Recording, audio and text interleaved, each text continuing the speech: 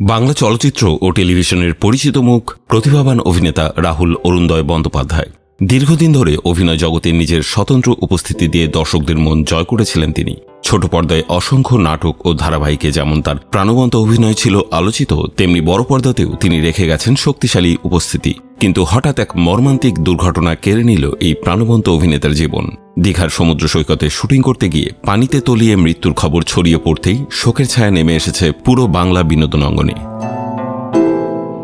29 March পশ্চিমবঙ্গের দীঘা সংলগ্ন তালসারি সমুদ্র সৈকতে একটি ধারাবাহিকের শুটিং চলছিল। সেই ধারাবাহিকের নাম ভোলে বাবা পার করেগা। ইউনিটের সদস্যদের সঙ্গে সেখানে কাজ করছিলেন রাহুল অরুণোদয় বন্দ্যোপাধ্যায়। দিনভর শুটিংয়ের বাস্তবতা চলছিল, সবকিছু ছিল স্বাভাবিক, কিন্তু শুটিংয়ের শেষের দিকে ঘটে যায় এক ভয়াবহ দুর্ঘটনা।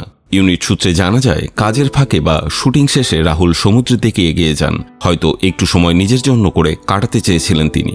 এরপরই সমুদ্রে নামেন। প্রথমে বিষয়টি কারো নজরে তেমন পড়েনি, কিন্তু কিছু সময় পরে দেখা যায় তিনি পানিতে বিপদের মুখে পড়েছেন। তখনই ইউনিটের কয়েকজন টেকনিশিয়ান চিৎকার করে সবাইকে সতর্ক করেন রাহুলদা ডুবে যাচ্ছেন।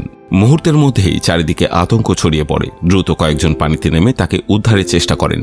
কিছু সময় পানির নিচে থাকার পর তাকে তীরে তুলে আনা হয়। দ্রুত তাকে দীঘা হাসপাতালে নিয়ে যাওয়া হয়, কিন্তু হাসপাতালের পথে কিংবা পৌঁছানোর আগেই তার মৃত্যু হয়েছে বলে জানা যায়। পরে চিকিৎসকেরা তাকে মৃত ঘোষণা করেন। বর্তমানে ময়নাতদন্তের জন্য তার মরদেহ দীঘার হাসপাতালেই রাখা হয়েছে।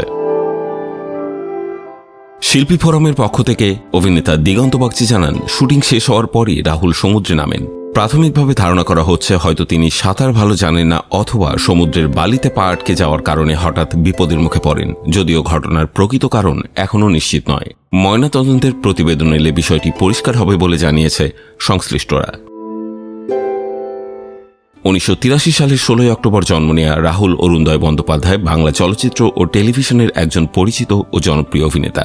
প্রায় 450টিরও বেশি নাটকে অভিনয় করেছেন তিনি। বড় পর্দায় তার অভিষেক ঘটে সুপারহিট সিনেমা চিরদিনই তুমি যে আমার দিয়ে। এরপর জ্যাকপট, পরাণ যায় জ্বলিয়ারে, কাগজের বউ, আকাশ অংশত মেঘলা সহ একাধিক জনপ্রিয় সিনেমায় অভিনয় করে দর্শকদের প্রশংসা কুড়িয়েছেন তিনি।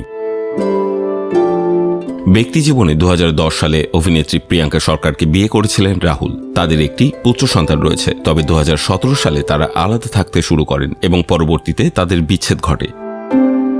অভিনয়ের পাশাপাশি সম্প্রতি সহজ কথা নামে একটি পডকাস্টও শুরু করেছিলেন তিনি, যা দর্শকদের মধ্যে বেশ সাড়া ফেলেছিল। হঠাৎ এই দুর্ঘটনায় তার জীবনাবসান বাংলা বিনোদন জগতে এক অপূরণীয় শূন্যতা তৈরি করল।